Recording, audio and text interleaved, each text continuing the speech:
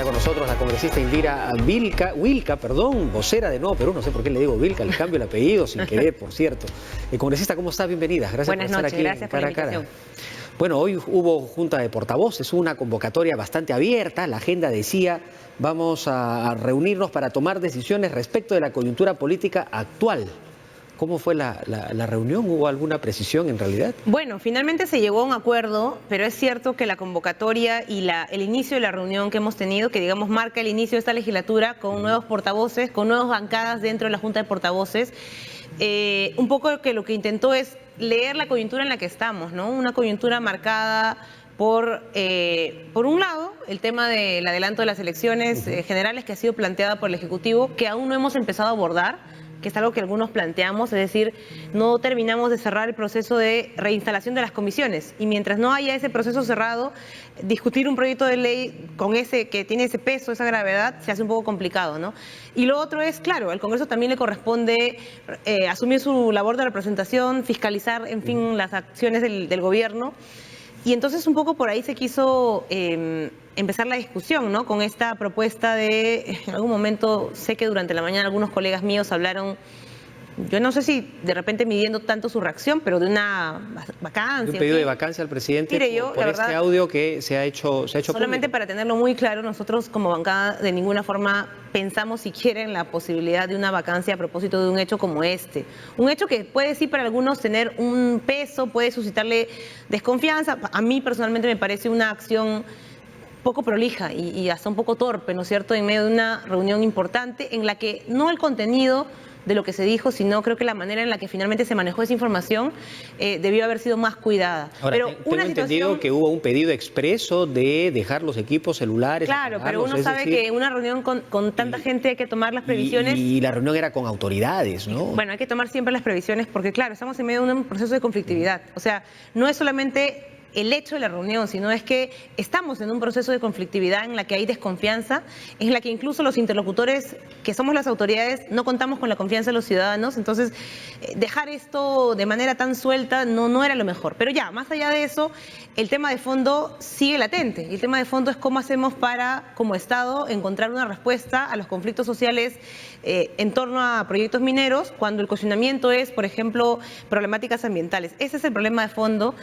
Y yo creo que estos anuncios de vacancias y cuestionamientos que pasan más por la confrontación cotidiana en la que ya está casi acostumbrándose el Congreso a estar con el gobierno, no ayudan a justamente resolver el tema de fondo, en el caso de María. La presencia del nuevo presidente del Congreso, de Pedro Olaechea, de alguna manera hace que uno empiece a mirar cuál va a ser el actuar, la dirección que va a tener desde el Congreso para tratar de disminuir estos ánimos de confrontación que ha sido constante en realidad en lo que va de este gobierno, de estos 3 últimos años. ¿En la Junta de Portavoces se siente también ese deseo de hacer las cosas de otra manera o nuevamente, como usted señala, por estos señalamientos o pedidos de posibles pedidos de vacancia, continúan creando estos ánimos confrontacionales? A ver, yo creo que la dirección de la Junta de Portavoces de la Presidencia del Congreso no ha ahondado en estas propuestas, ¿no? Fueron más, como digo, menciones de otros colegas en medios de comunicación. Al final, en la Junta de Portavoces lo que se ha acordado es invitar a los ministros para que informen al Parlamento de lo que se ha suscitado alrededor de estos hechos, no solamente del famoso audio o de los audios que ahora se están difundiendo, sino de las razones de fondo que originaron esta situación de conflicto. El tema que originó este conflicto, perdón, para un poco hacer memoria y no quedarnos solamente en la situación ya desatada de confrontación, fue justamente el otorgamiento de esta licencia de construcción a la empresa Sauder, que además, por lo que se ha conocido, también fue mediada por una especie de presión que hace la empresa hacia el gobierno. Entonces, ahora estamos en una situación en la que nos estamos entrampando, porque parece que hay, por un lado, la presión de la empresa, la presión de los ciudadanos o de los agricultores que se oponen al proyecto, y entonces no parece que hubiera un norte o una brújula sobre cuál es la presión, en todo caso, que termina pesando más.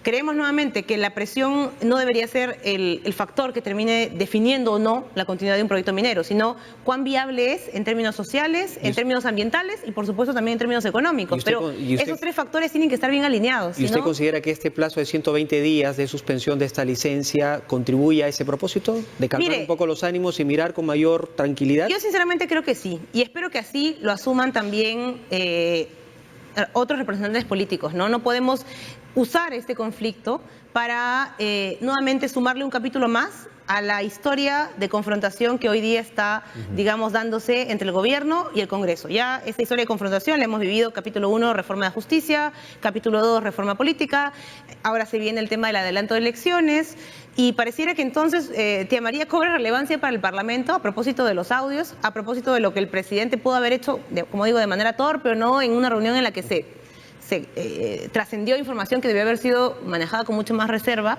Entonces pareciera que es un capítulo más. Para nosotros no es un capítulo más. Nosotros en julio, cuando empezó justamente ya las primeras reacciones a lo que fue la entrega de la licencia de construcción, sí planteamos una moción de interpelación, porque es el canal que tenemos en el Parlamento para pedir que un ministro venga, comparezca y explique cuáles son justamente las razones técnicas, políticas, sociales para otorgar esta licencia y reactivar un proyecto minero que ya venía con 2 momentos de conflicto previo en 2 gobiernos anteriores, que ya tenía un conjunto de observaciones técnicas que nunca estuvieron bien subsanadas, ¿no? Entonces, ese tema de fondo es el que debería estar hoy, creo, en nuestra discusión, más que la situación de si el presidente puede ser vacado o no puede ser vacado, eso no. Y en esta reunión de la Junta de Portavoces, ¿han visto un poco más allá del problema de Tía María? Por ejemplo, que Yabeco ya tenemos algunas repercusiones. Es decir, si hay un ánimo de confrontación, esto podría terminar activando otros conflictos latentes en el sur de nuestro país, que están ahí, que están vigentes. Sí, evidentemente ha sido materia de preocupación de todas las bancadas. Creo que en lo que no coincidimos tal vez, o sea, coincidimos en este diagnóstico de que evidentemente estamos ante una situación, ante una manera en la que funciona la minería que hoy no está teniendo los resultados que esperamos como país. Y entonces, creo que coincidiendo en ese diagnóstico, lo que no estamos compartiendo tal vez son las maneras en las que resolver.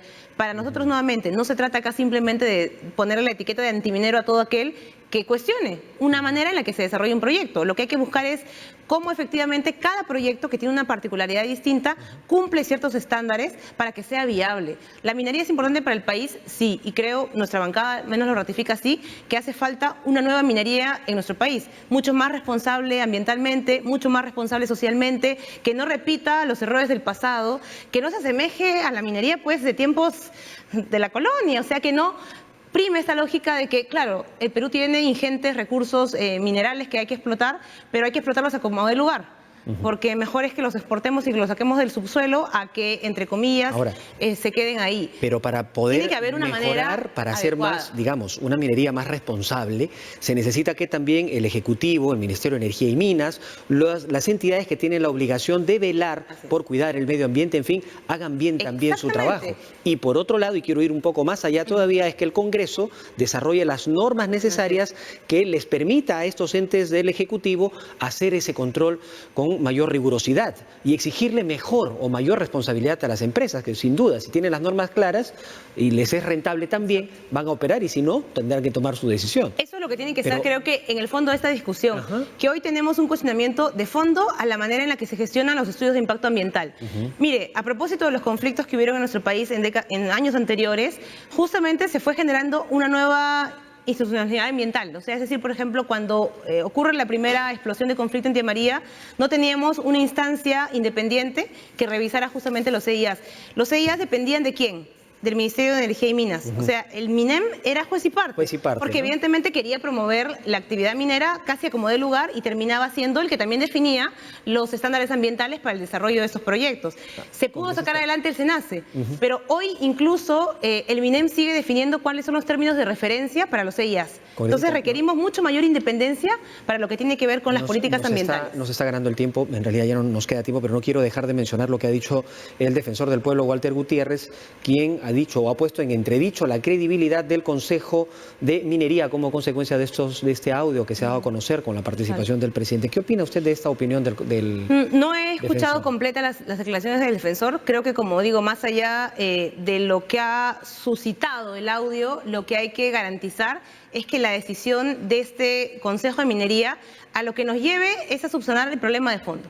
El problema de fondo sigue siendo que el EIA del proyecto Tía María seguía teniendo observaciones de fondo para los agricultores del Valle de Tambo, seguía teniendo preocupaciones en relación al uso de los recursos hídricos, ya no por el tema de la desalinización, en fin, del agua de mar que se iba a usar, sino porque también había recursos hídricos del subsuelo, en fin, que decían estaban en riesgo, todavía habían observaciones así, por ejemplo, la ubicación de uno de los yacimientos iba a generar impacto de polvo en el valle, en fin, habían temas de fondo que merecían ser revisados. Entonces hay que empoderar más a este consejo. Y el hecho de haber dado la licencia minería, ¿no?, de manera precipitada ha evitado que nos dispongamos a discutir previamente todos estos temas técnicos que faltaban resolver.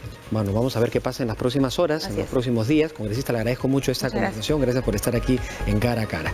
La congresista Indira Wilk ha estado conversando con nosotros aquí en Cara a Cara. Hacemos una breve pausa y volvemos con lo último.